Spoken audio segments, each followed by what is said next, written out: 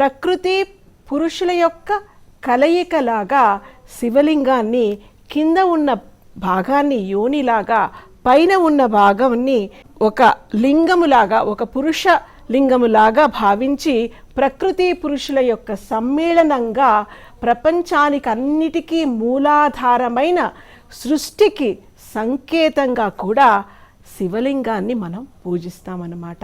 ఇంత గొప్ప తత్వం శివార్చనలో దాగి ఉన్నది. మళ్ళీ కొందరు ఏమంటారంటే బ్రహ్మ ఏమో సృష్టికర్త, విష్ణుమూర్తి స్థితికర్త, శివుడేమో లయకర్త, కాబట్టి శివుడిని ఆరాధించడం, శివుడిని ప్రార్థించడం అంటే కేవలం లయాన్ని అంటే మృత్యువుని మాత్రమే కోరుకోవడం, లేకపోతే అంతా వైరాగ్యాన్ని మాత్రమే కోరుకునే వారే శివుణ్ణి ఆరాధన చేస్తారంటే దానికి మించిన పొరపాటు ఇంకొకటి లేనే లేదు. సృష్టికర్త అయినటువంటి బ్రహ్మని సృష్టించినది, స్థితికర్త అయినటువంటి విష్ణుమూర్తిని సృష్టించినది పరమశివుడే కదా.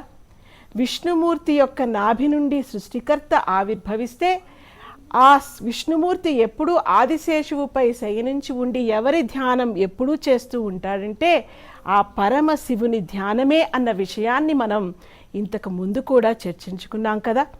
దక్ష ప్రజాపతి శివలింగం లేనటువంటి విష్ణుమూర్తి యొక్క ఆరాధన చేయదలిచినప్పుడే కదా ఆ దక్ష యజ్ఞంలో ఆ దాక్షాయిని దేహాగ్ని సృష్టించుకున్నప్పుడు ఆ పరమశివుడు అన్ని ఆ భైరవ స్వరూపంలో అన్ని ధ్వంసం చేసిన కథాంశాన్ని మనం ఇంతకు ముందు కూడా చర్చించుకున్నాం కదా.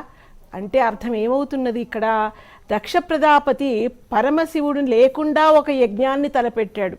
ఏమని ఆలోచించాడంటే విష్ణు భక్తి, విష్ణుమూర్తి లేకపోతే ఈ దేవతలు వీడందరి ఆరాధనే మనకి ముఖ్యం, కానీ పరమశివుడి ఆరాధన నాకెందుకు, ఆయన ఒక బైరాగి, ఆయన మూలాన సృష్టికి వచ్చేటటువంటిది ఏమీ లేదు, కాబట్టి ఆయన యొక్క ఆరాధన ఆయన చేయదలచలేదు. పరమశివుడంటే సృష్టికి అంతటికీ కారణభూతమైనటువంటి వాడు, ప్రపంచానికే తండ్రి, కాబట్టి ఆయన వాత్సల్యం, ఆయన కారుణ్యంలో ఎక్కడా భేదభావం ఉండదు.